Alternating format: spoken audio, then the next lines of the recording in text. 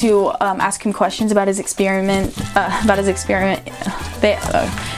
so he clicks on it, and then what happens? He clicks on it, and it's, before when he runs towards the, I cannot like start this. Okay. I did a little story, like, So I go on Reddit a lot, and I find a lot of interesting, scary stories, and there are some that are like, not scary per se, they're a little different, like, they're just very unique, and they have all these different twists. It gets a little dark in these stories, but they're not necessarily like horror stories. So that's the one that I'm going to be talking about today. So basically there's this guy, he lost his job, so he's looking online to see if he can find a way to get any money, little jobs here and there that he can do, because like every job that he tries to apply for, he doesn't get accepted. So when he's scrolling through the internet, he sees this little ad, and it says that you can earn $5,000. So he's very interested, and he clicks on it because he needs the money, he has to pay for his rent. So he clicks on the website, and the website basically says that, a group of psychologists, these doctors, they want to run an experiment on someone. They need a person to be experimented on in this little project that they're gonna do, and it doesn't really explain anything about what this experiment is. It just says you can earn $5,000 if you're the participant in this experiment, this psychological study. So he decides that he's gonna like email them and see what he can do. So after he sent the email, he got an email back, and so they told him to meet at their building, their company building. So he did just that, and once he arrived, he noticed that, there wasn't really a specific company name. There wasn't really a legitimate organization that was running this. It didn't really have a name or anything. It was it looked a little sketchy, but to him, it would have been a red flag, but he just kind of played it off because he needed the money. And, it's like confirmation bias. You want to see what you want to see to get, the approval that you want. So that's kind of what he was doing. Once he meets with the doctor tells him that this experiment is going to involve a sensory deprivation chamber. And then he goes on to explain what that is. In college, when he was in his little spiritual hippie days, trying psychedelic drugs and different type of things, like different meditations to reach higher consciousnesses and stuff. To reach a higher consciousness, he would travel. He was just kind of into the little hippie movement at that time. And so he had an experience in a sensory deprivation chamber. And this was at a spa. He was in college. It was just basically like a metal bathtub that's vertical, if that makes sense. Probably doesn't, but there was about an inch of salt water at the bottom, so you're basically supposed to have your feet just submerged in the water, and once you go inside, it becomes completely dark. It's supposed to diminish 2 of your senses. It's supposed to help you reach higher levels of consciousness and reach different creative parts of your mind that you haven't before necessarily. It's just a meditation skill type of thing. So that's what he did, but he said that the experience wasn't really anything because the water made him itchy, it wasn't what it was hyped up to be at all. The doctor tells him that he's gonna spend 3 days in this sensory deprivation chamber. And the machine itself, it is going to hydrate him. There will be a lot of IVs and different types of things. So he will be getting nourishment for his body because he's going to be in there for 3 days. Basically just a bunch of different tubes and IV lines in his body, just kind of regulating homeostasis. And in this chamber, all of your 5 senses seem to disappear. So it's basically a portal for your mind to reach a higher consciousness, like I said before. He's not going to be able to be focused on what he can feel, what he can smell, what he can touch, what he can see, because none of those things are available for him. It's just his mind and his internalities. So the doctor tells him he was chosen out of hundreds of people for 3 reasons. Number 1, he doesn't have any family members or extenuating circumstances that would cause the experiment to go to a crashing halt or something, or mess up the experiment, because it's very expensive. Oh my god. What the shit? Yeah, sorry, my camera's definitely just, oh my god! It just keeps falling! Okay, yeah, my tripod's kind of broken. I put duct tape on it because I'm tacky like that anymore. I'm just having, a little different position. So, yeah, where's my, okay. There's no extenuating circumstances that would mess up the experiment. Like I said, it's very expensive. Number 2, he has no history of any mental illnesses which could cause any obstruction to the experiment. So before the experiment actually was started, he was given several weeks just to go about his daily life. It just basically told him to take care for those couple of weeks so he can, stay mentally well and healthy for the actual experiment. So now it's the day that he has to go to the company building and go inside of sensory deprivation chamber and experience whatever happens within those 3 days. See what happens, where his mind goes, what really can happen when all 5 of your senses are just vanished. It's like you're dead, but you can still think. He is a little bit nervous because he's going to be there for 3 days. You're literally sitting inside of this sensory deprivation chamber, and it's like all these tubes are attached to you just to like keep your body healthy, and this is going on for 3 days, so I can't even imagine how uncomfortable that would be. But he needed the money, I guess, $5,000. Is it worth it? I don't know. He gets to the building. They explain to him that they will play this a subtle ringing noise because it'll help him wake up and transition back into reality from being in this dormant state of reality for so long, because that can be really traumatizing. At this point now, he is told to remove his clothes and get inside of the machine. So he does just that. The chamber, it's like this, there's this like material, and once he goes inside of it, it matches the same temperature as his skin. So this is like very, very, very, very thought out and an expensive machine. So there's like a lot of different aspects to this machine that make it so that he can survive in it, and so that it's like a comfortable experience.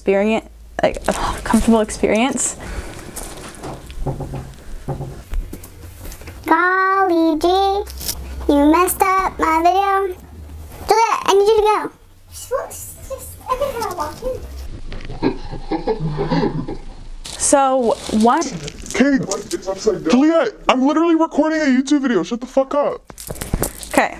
So once he's actually inside of the exoskeleton, he hears something from like the helmet of the exoskeleton, and it's the doctor. He's talking to him, and it sounds like it's coming from inside of his head, but it's not. It's from the machine. Juliet, I really need you to go. You're messing up. It was just there. Now go check. Yeah, you might be lucky. Now get out and close the door. Close the door. Don't forget that part.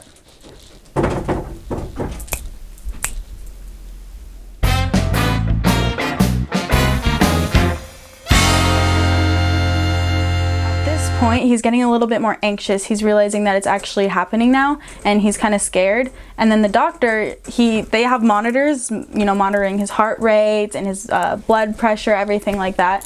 And he tells him, he says through the little like microphone, he says, I can see that your heart rate is spiking, and I know it's scary, but trust me, the experience will be more pleasurable in a little bit.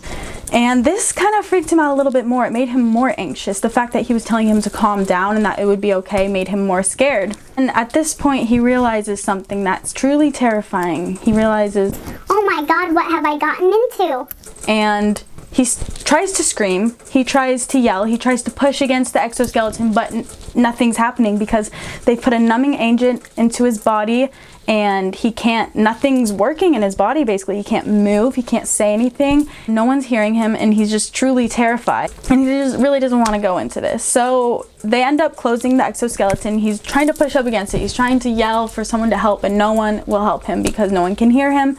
So he got inside, and he just felt extinguished from existence. Like reality wasn't even there because he's so used to living in a materialized world where he can feel, touch, smell, hear everything. Everything's just so materialized that he can touch it. It's so tangible, but now it's like everything's in his head, which I assume could make someone go crazy if you're literally just in your head. But also at the same time, I can see how it would be a form of meditation to reach that higher consciousness if you're just truly just sitting there and being in the present moment.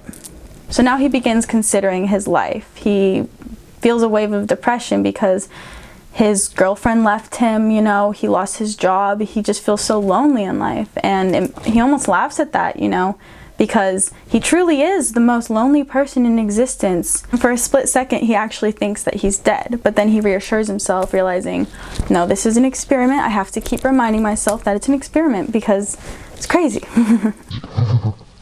And then he asks himself, if you're not dead, why can't you feel anything? Why can't you feel your breath or your saliva why can't you feel anything? But I know I'm not dead because I'm thinking. And what does that mean? You know, I think, therefore I am. And he goes on to explain that he doesn't know the source of this famous quote. He realizes, he's like, okay, well, I can just remember that if I have thought, if I have any brain activity, then I am still alive. So he starts to imagine himself floating through space, just weaving through galaxies and floating past the Milky Way, truly at a state of peace. Just floating through the galaxy. Everything's happy and dandy. And as he's floating through space, he starts to feel things that aren't actually there, you know. He starts to get a little bit cold. He's in space, you know. He's just kind of confused. He's like, how am I feeling these things? Is my mind really creating this? Am I actually feeling this? Is this actually happening to me, or is this all in my head? I don't know, because I don't know. Just to realize he's been in there for like an awfully long time. He hasn't counted or anything. It's just time has been escaping. It's probably been like a couple hours by now. It probably feels like forever. It probably feels like it's been a couple days or something, because you're just sitting there like with just thinking, floating through space, as he said, whatever it is. So he asks himself, it feels like it's been days. Has it been days? He reassures himself again. He says, no, that it couldn't have been days, because they told me that this is a 3-day experiment. But how do I know that they're actually going to keep me in here for only 3 days? How do I know if I don't have any control over the situation myself? How do I know they're not trying to keep me in here for longer or forever? How do I know? He's really overthinking now, kind of freaking himself out, so he starts to count. He starts counting to 60 seconds, a minute, and then an hour, and then 2 hours, and so he's just kind of keeping track of time because he doesn't have a watch, he doesn't have anything, obviously, he doesn't know what is going on really, so he's trying to count to see if he's really been in here for longer than he thinks he has. It cuts to him floating through space again, and this time he starts to distance further into the universe, and he's truly in the abyss now. There's nothing but darkness, nothing but dark matter. There's no sun, there's no galaxies, there's just nothing but cold, brittle universe. Nothing but cold darkness. Now he's truly feeling alone, because he's just completely alone, completely in the darkness of space, floating.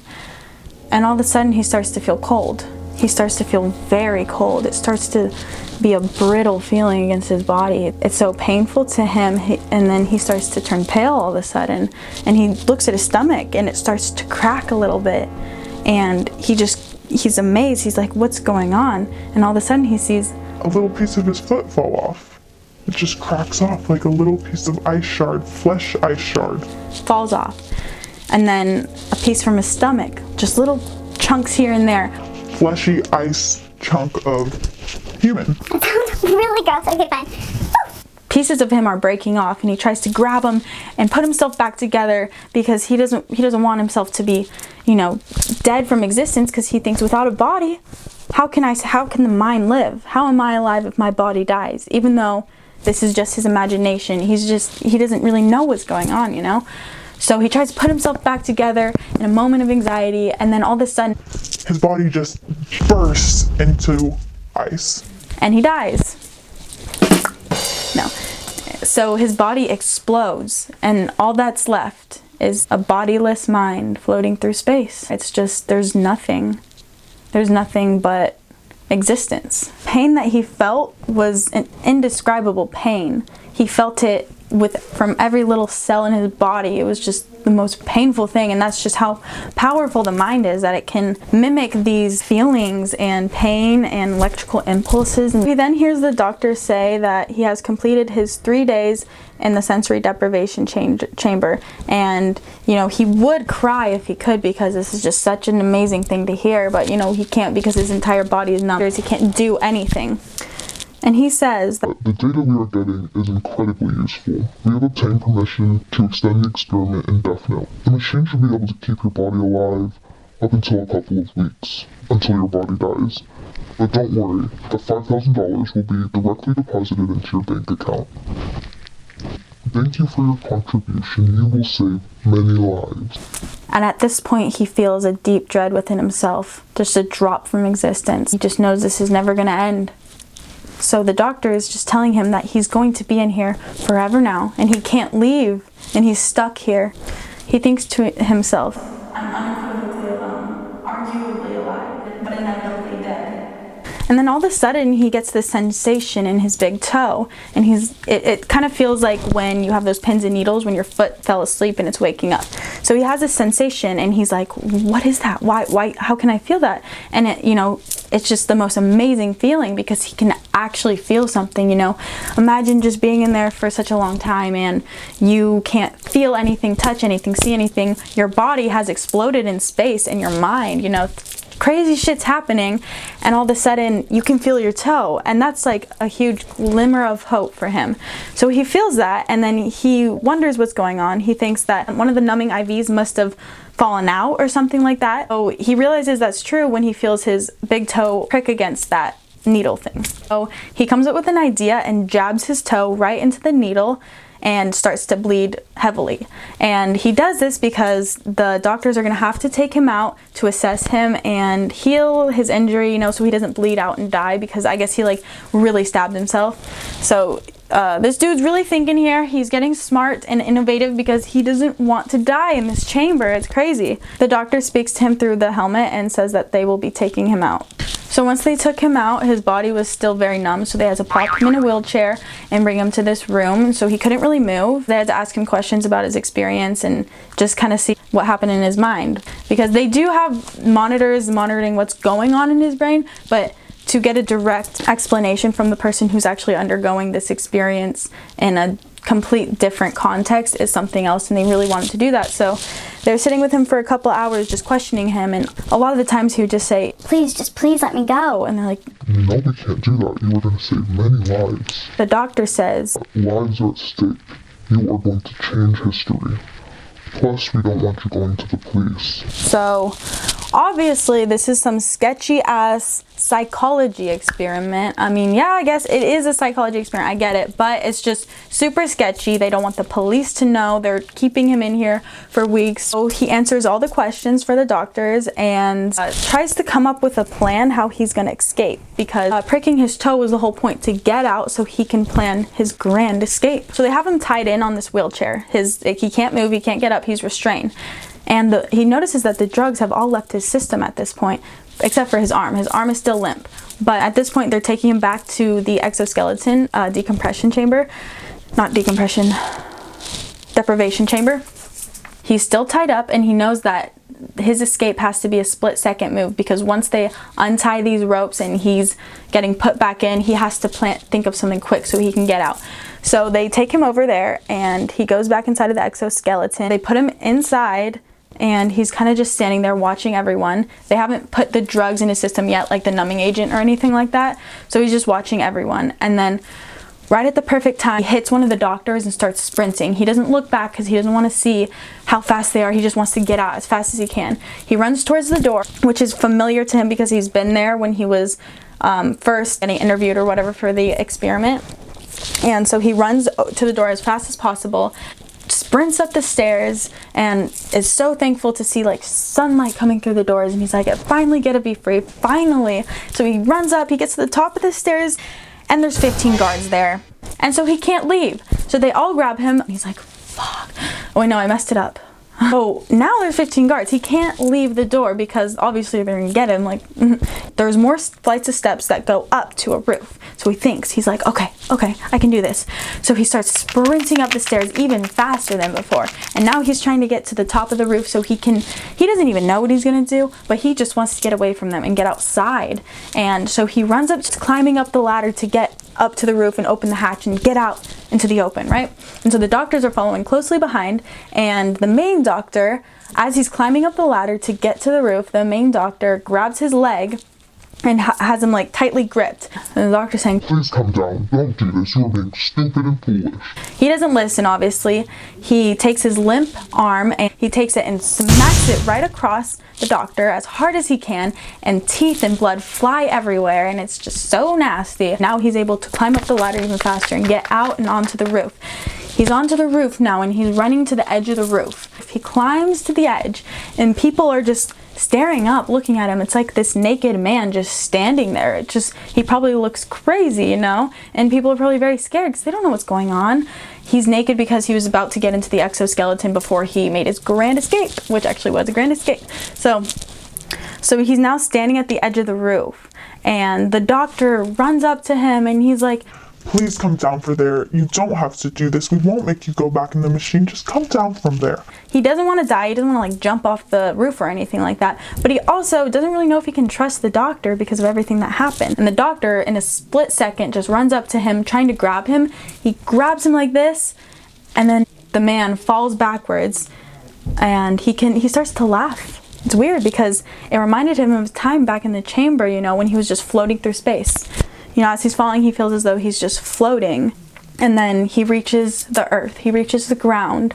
And he doesn't feel pain. He's just whipped into the existence, this dark existence. There's nothing but blackness all around. It's just pure existence. Just kind of like when he was floating in the abyss of space.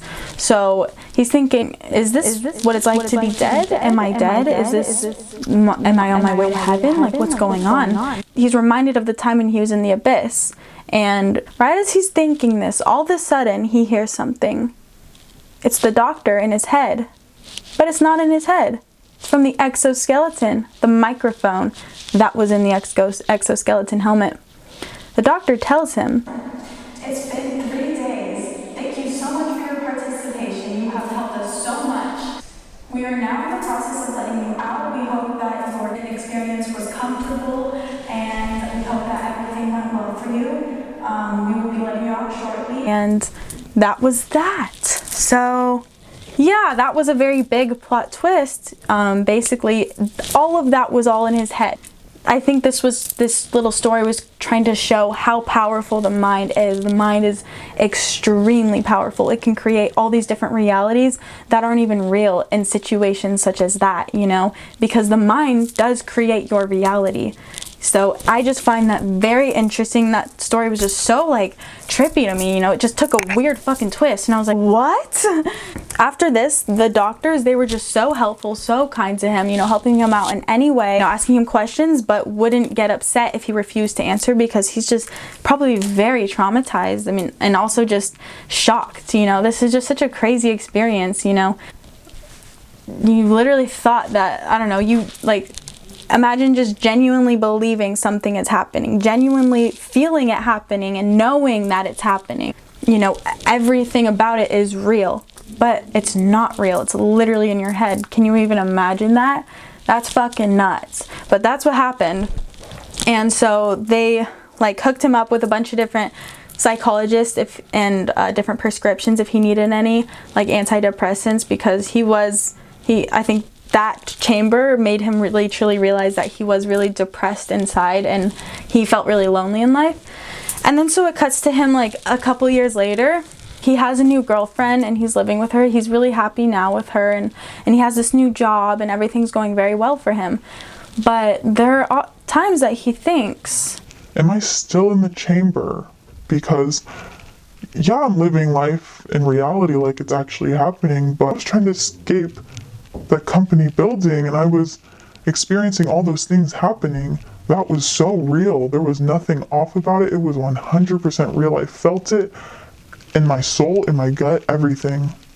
So what if this reality is just a made-up reality composed by my brain? I guess he'll never know. So that was just the whole premise of the story, and I thought whoever wrote that, you know, obviously it's a made-up story, but it's a very thought-provoking story, and I just found it very intriguing to read and just see, you know, how intricate each little detail is in the story.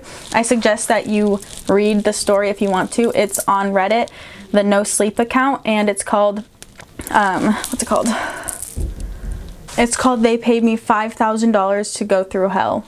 So it's a really, really good story. I 100% recommend that you read it. Very good. Recording some more videos, I hope soon, because they're fun, I guess. But, you know, like scary stories, stuff like that. Also psychology. Some other things maybe, we'll see. So yeah. Have a wonderful day.